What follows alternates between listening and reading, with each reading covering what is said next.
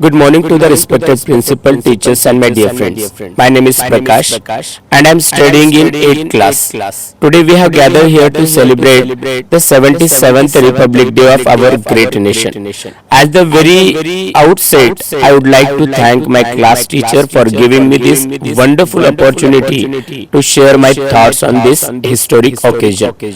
While we gained our independence on 15th August 1947, we were still following the laws laid down by the British.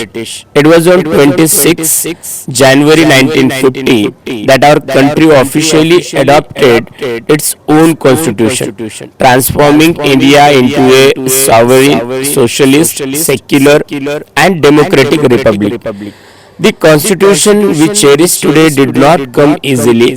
It was the result of intense debate and hard work by the drafting committee led by the father of the Indian Constitution, Dr. B.R. Ambedkar. But what does being republic actually mean? It means that the supreme power of the country lies within its citizen.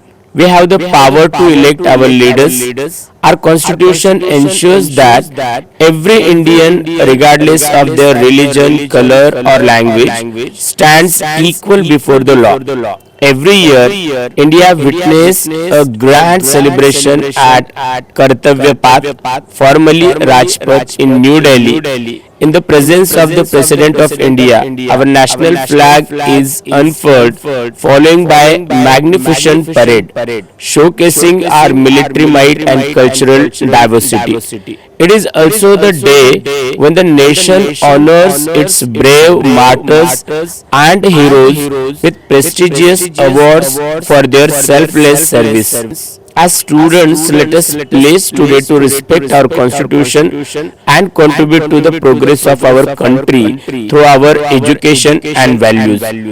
I would like to conclude my speech with a famous quote. Constitution is not a mere lawyer's document, it is a vehicle of life and its spirit is always the spirit of age. Thank you. Jai Hind, Jai Bharat.